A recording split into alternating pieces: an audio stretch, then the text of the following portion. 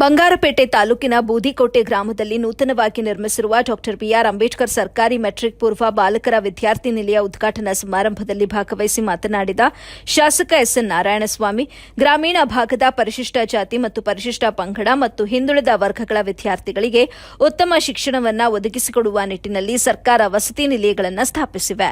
ನನ್ನ ಅಧಿಕಾರಾವಧಿಯಲ್ಲಿ ಯಳೇಸಂದ್ರ, ಡಿಪಿಹಳ್ಳಿ, ತೊಪ್ಪನಹಳ್ಳಿ ಗ್ರಾಮಗಳಲ್ಲಿ ಕೋಟ್ಯಾಂತರ ರೂಪಾಯಿ ವೆಚ್ಚದಲ್ಲಿ ಆಧುನಿಕ ತಂತ್ರಜ್ಞಾನಗಳನ್ನೊಳಗೊಂಡ ಕಿತ್ತೂರು ರಾಣಿ ಚೆನ್ನಮ್ಮ ಮತ್ತು ದೇವರಾಜ ಅರಸು, ಮೊರಾರ್ಜಿ ದೇಸಾಯಿ ವಸತಿ ಶಾಲೆಗಳನ್ನು ನಿರ್ಮಿಸಿದ್ದೇವೆ ಅಂತ ತಿಳಿಸಿದರು.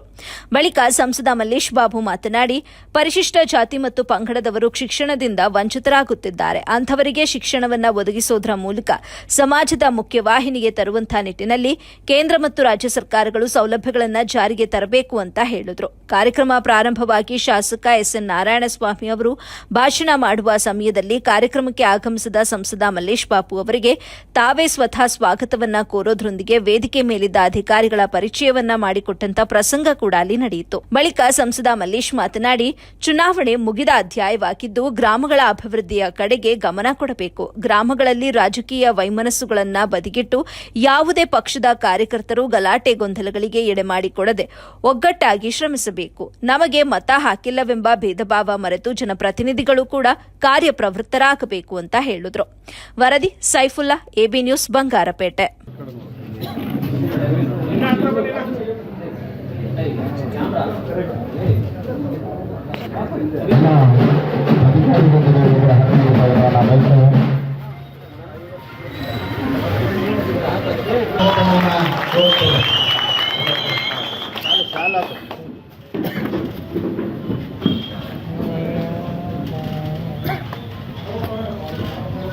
ಮತ್ತು ಈ ಭಾಗದ ಸಂಸದರು ಯುವ ನಾಯಕರಾಗಿರ್ತಕ್ಕಂಥ ಮಲ್ಲೇಶ್ ಬಾಬು ಅವರೇ, ಡಾಕ್ಟರ್ ಬಿಆರ್ ಅಂಬೇಡ್ಕರ್ ಸರ್ಕಾರಿ ಮೆಟ್ರಿಕ್ ಪೂರ್ವ ಬಾಲಕ ವಿದ್ಯಾರ್ಥಿನಿಯ ಉದ್ಘಾಟನೆಗೆ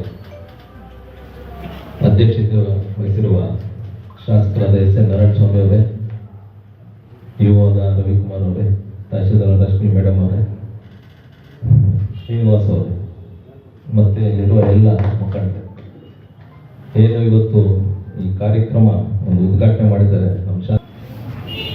ಬಹಳ ಮಹತ್ವಾಕಾಂಕ್ಷೆಯ ಕಾರ್ಯಕ್ರಮ. ಮುಖ್ಯಮಂತ್ರಿ ಆಗಿರ್ತಕ್ಕಂಥ ಸನ್ಮಾನ್ಯ ಸಿದ್ದರಾಮಣ್ಣವರು, ಸಮಾಜ ಕಲ್ಯಾಣ ಮಂತ್ರಿ ಆಗಿರ್ತಕ್ಕಂಥ ಮಹದೇವಪ್ಪನವರ ಆಶಯದಂತೆ ಬೂದಿಕೋಟೆಯಲ್ಲಿ ಸುಮಾರು 2 ಕೋಟಿ ರೂಪಾಯಿ ವೆಚ್ಚದ ಸಾರ್ವಜನಿಕ ವಿದ್ಯಾರ್ಥಿ ನಿಲಯದ ಈ ಉದ್ಘಾಟನಾ ಸಮಾರಂಭದ ಆಸೀನಾಗಿರ್ತಕ್ಕಂಥ ತಹಸೀಲ್ದಾರ್ ರಶ್ಮಿ ಅವರೇ, ಎಲ್ಲವನ್ನೂ ಕೂಡ ಜನರು ಮಾತಾಡಿಸಲಿಕ್ಕೆ ಪ್ರಾಮಾಣಿಕ ಪ್ರಯತ್ನವನ್ನು ಮಾಡಲಿಕ್ಕೆ ನಮಗೆ ಆಯ್ಕೆಯನ್ನು ಮಾಡ್ತಾರೆ. ಬಂಧುಗಳೇ, ಅದೇ ರೀತಿ ಇವತ್ತು ನನಗೆ ಅನಿಸುತ್ತೆ ಈ ವರ್ಷದಲ್ಲಿ ಬಂಗಾರಪೇಟೆ ಪುರಸಭೆ ಇವತ್ತು 40 ಕೋಟಿ ರೂಪಾಯಿಗಳನ್ನು ನಾವು ಬಂದಿದೆ. ಜೊತೆಗೆ ನನ್ನ ನಿಗಮದಿಂದ ಬಂಗಾರಪೇಟೆ ಪುರಸಭೆಯನ್ನ ಮಾದರಿ ನಗರ ಮಾಡಬೇಕಂತೂ ಕೂಡ ಇವತ್ತು ಡಿಪಿಆರ್ ತಯಾರು ಮಾಡಿಸ್ತಾ ಇದ್ದೇವೆ. ಅಷ್ಟು ಬೇಡ, ನೀವು ಹಿಂದೆ 10 ವರ್ಷಗಳಿಂದ ಬೂದಿಕೋಟೆ ಹೇಗಿತ್ತು,